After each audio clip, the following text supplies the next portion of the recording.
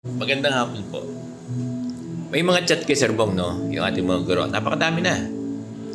Nasabi nila dahil crisis, di ba?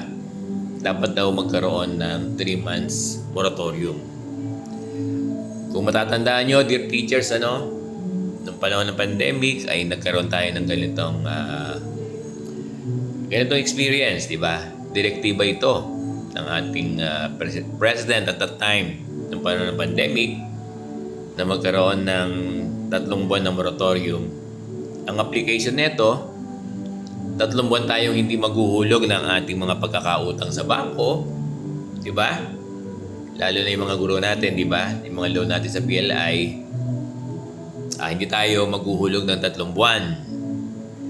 Alam niyo, kasama yung car loan dyan no? At yung iba pang mga, alam ko, kasama din yung mga housing loan dyan no?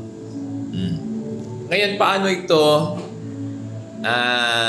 ina-apply sa mga guro, sa DepEd?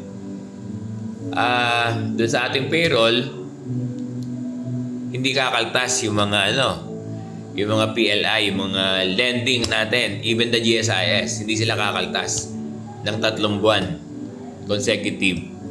At yung mga sahod natin, makukuha natin ng buo, walang bawas. Ganun yun. Kaya kung ang sahod ni Sir Bong ay, halimbawa, 80,000, mga most likely, near to it, ganun ang natatanggap buo. Kaya lang, hati yung pananaw natin dito. Hati pala yung may mga gusto at ayaw, no? Kasi marami din ang ayaw. Kasi dapat ang application nito walang tubo, walang arrears. Na kapag hindi tayo nagbayad ng 3 buwan, dapat yung mga PLI, yung mga bank companies, tsaka yung mga loan companies na inutangan, ay wala dapat arrears, hindi tutubuan. Ang nangyari kasi sa experience,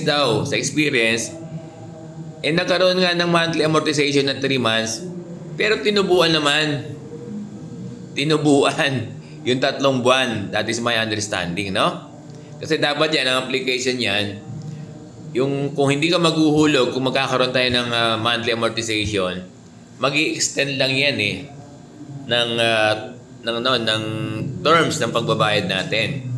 Kung yung pagbabayad ay halimbawa lang wala naman 5 years, di ba? So 5 years and 3 months, parang ganon. Mag-extend. Oo. Kaya lang nangyari daw, kaya yung iba umayaw na sa ganito kasi may arrears sa tinutubuan. Pero, marami din naman ang may gusto. Kasi ang dami nag-chat-chat magkaroon daw ng monthly amortization. Siguro iniisip nila kahit magka-arrears, dahil kapit sa patalim, no? Dahil crisis, kailangan makakuha nila ng buo yung kanilang sahod in 3 months. Bagay. Sa totoo lang, sa mga nagigipit, di ba? At marami ang nagigipit. Hindi na nila iisipin yung arrears. Hindi na nila iisipin na magkakaroon ng added tubo sa 3 buwan kung hindi nila ito ibibigay, kung hindi ito ibabayad. Di ba?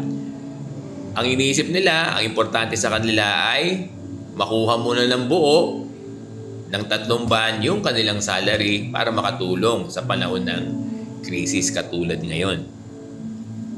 Totoo lang, napakamahal nung diesel, napakamahal ng gas.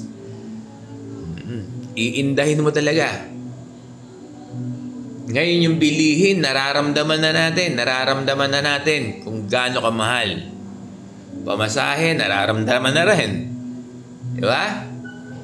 Kaya nga, kahit na yung iba ay nag-aalangan dito sa 3 months moratorium, at tingin ko, baka gusto na rin nila. Baka gustuhin na rin ng mas nakakarami yung 3 months na moratorium. So let's see.